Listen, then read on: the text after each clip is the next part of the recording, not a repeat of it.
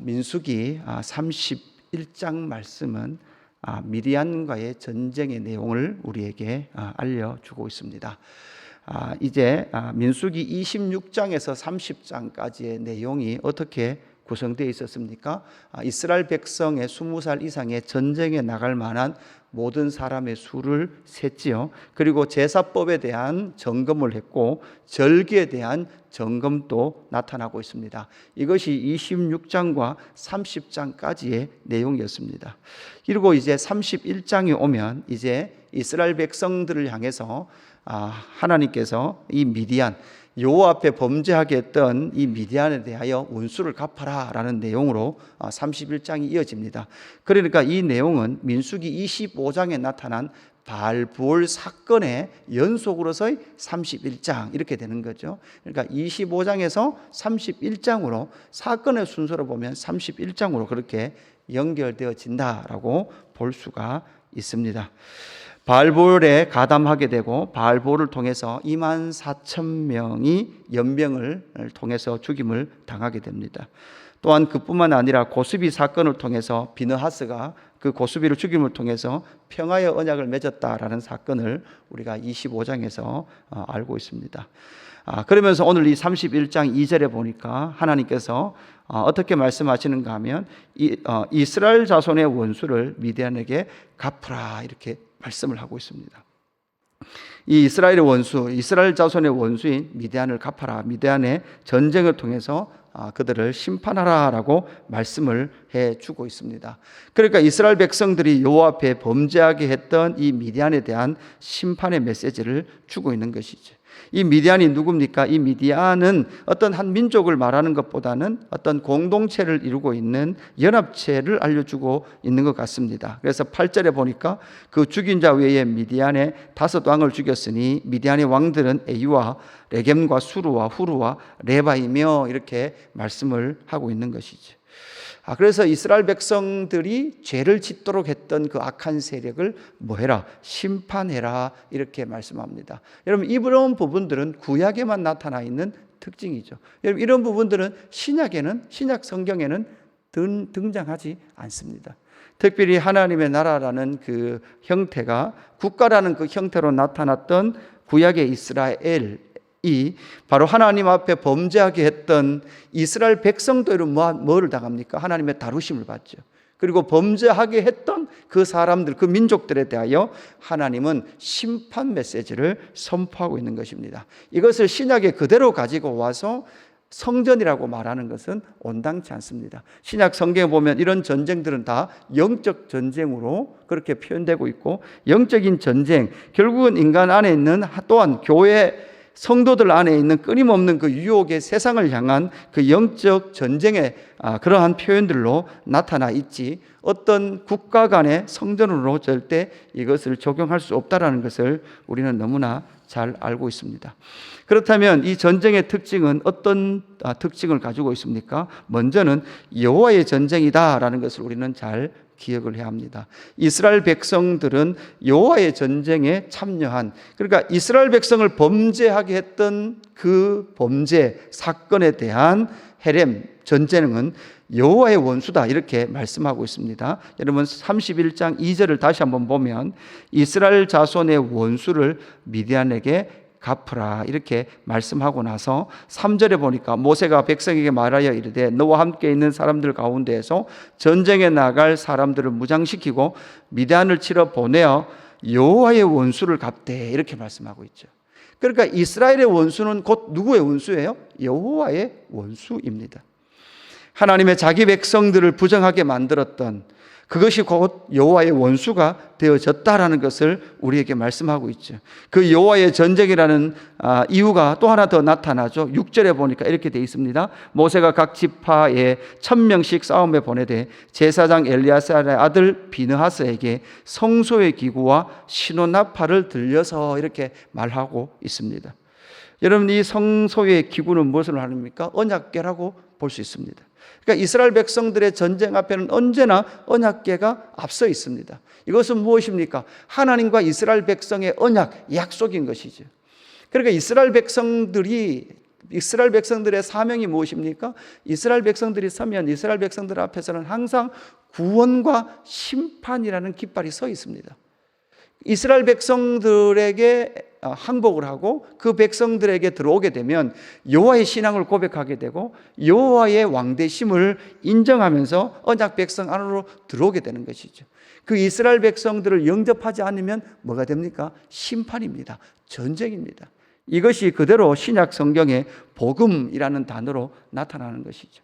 복음을 받아들이면 샬롬입니다. 복음을 받아들이지 않으면 심판입니다. 이것처럼 바로 여호와의 전쟁의 특징이 이 31장 미디안과의 전투에서 분명히 나타나고 있는 거죠. 그래서 이 전쟁은 하나님의 약속의 전쟁입니다. 말씀의 전쟁입니다. 이것을 우리는 신약 성경에 저와 여러분은 잘 적용을 해야 합니다. 하나님께서 우리와 약속하신 그 약속과 여호와의 말씀을 통하여 우리는 이 땅에서 승리할 수 있는 그 전쟁, 그 영적 전쟁을 치러가고 있다라는 것으로 우리는 적용을 할 수 있을 겁니다. 두 번째, 이 전쟁은 어떤 전쟁입니까? 헤렘의 전쟁입니다. 헤렘은 무엇입니까? 모두 다 깨트려라, 모두 다 진멸하라라는 전투입니다. 왜 진멸해야 합니까? 바로 이 백성들, 이 미디안은 이스라엘 백성들을 범죄하게 하고 여호와의 이름을 훼손하게 했던 그 세력들을 향하여서 모두 다 헤렘해라 이렇게 말씀을 하고 있는 것이죠. 그래서 이스라엘 백성들은 언제나 나가면 항복하지 않으면, 이스라엘 백성에게 항복하지 않으면 모든 것을 헤렘하고 하나님께서 경계를 지어준 것만 그들의 전리품으로 취해야만 했습니다. 하나님께서 경계를 정해준 그것 가지고 이스라엘 백성들은 승리의 그 영광을 누리게 됐던 것이죠. 그러나 오늘 이 미디안과의 전투에서 어떤 일이 일어납니까? 13절부터 보면 이스라엘 백성들이 승리하고 돌아오게 됩니다. 그리고 모세가 그것을 바라보면서 14절에 보니까 모세가 군대의 지휘관 곧 싸움에서 돌아온 천부장들과 백부장들에게 노하게 되죠. 그 노한 이유가 무엇입니까? 15절 모세가 그들에게 이르되 너희가 여자들을 다 살려두었느냐 이렇게 말하죠. 그 살려두면 안 되는 이유가 무엇입니까? 16절 보라 이들이 발람의 꾀를 따라 이스라엘 자손을 부월의 사건에서 여호와 앞에 범죄하게 하여 여호와의 회중 가운데 연병이 일어나게 하였느리라 이렇게 말씀하죠. 여기서도 여러분 이 헤렘의 전투에서 알아야 볼 것은 무엇입니까? 이스라엘 백성들은 어디에서 살아가고 있습니까? 여호와의 목전에서 살아가고 있어요. 여호와의 눈앞에서 살아가고 있는 거죠. 그 여호와의 목전에서 살아가는 이스라엘 백성들은 범죄하지 아니하고 여호와의 여호와 되심을 이 땅 가운데 선포해야 됨에도 불구하고 이 발람의 꾀라 그러죠. 발람의 꾀. 발람이 이스라엘 백성들을 저주하기를 하고 싶었으나 여호와께서 그 모든 저주를 축복으로 바꿔내셨죠. 그렇게 여호와께서 발람에게 그렇게 이스라엘 백성들에게 축복하라고, 이스라엘 백성들은 하나님의 백성이라고 말해 주었음에도 불구하고 발람은 또 꾀를 내게 됐던 거예요. 이 꾀 때문에 일어났던 일이 바로 바알부올 사건이었던 거죠.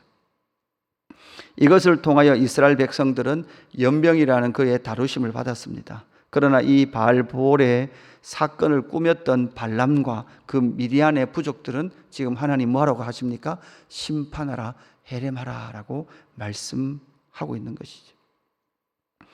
여러분 우리는 알고 있습니다. 이 심판을 누가 행하셨습니까? 예수님께서 오셔서 사탄의 권세를 머리를 밟으셨습니다. 그리고 이미 승리하셨습니다. 그들은 이제는 효력이, 실력이 없고 능력도 없습니다. 그러나 그들은 하고 있는 것이 꼭 무엇과 같습니까? 발람과 같습니다. 단지 그들은 실체가 아님에도 불구하고 속이는 세력으로 끊임없이 등장을 합니다. 그래서 여러분 우리는 이 영적 전쟁이라고 말하는 것 역시도 이 영적 전쟁, 이 헤렘의 전쟁은, 영적 전쟁은 이미 승리한 전쟁입니다. 여러분 우리는 귀신에게 너무 집중하지 말아야 합니다. 기독교 진영 안에서도 많은 이단들이, 이 귀신론 이단들이 참 많았던 것 같습니다.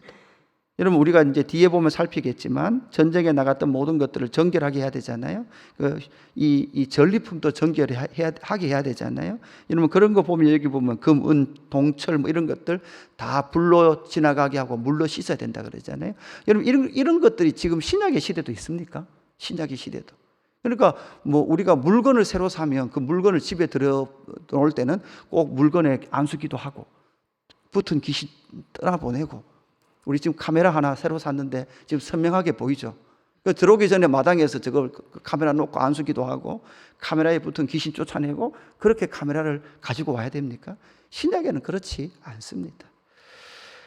구약에 나타난 특별한 이러한 사건 속에 나타나는 것을 우리는 신약에 일반화할 수 없는 것이죠. 그래서 헤렘의 전투를 하라 이렇게 말씀을 하고 있습니다. 이 헤렘의 전투라는 것은 결국은 하나님께서 부정하게 라고 말씀하셨던 모든 것을 다 깨트려라 라는 것을 하나님의 명령을 따라 심판할 것에 대해서 말씀하고 있는 것이죠.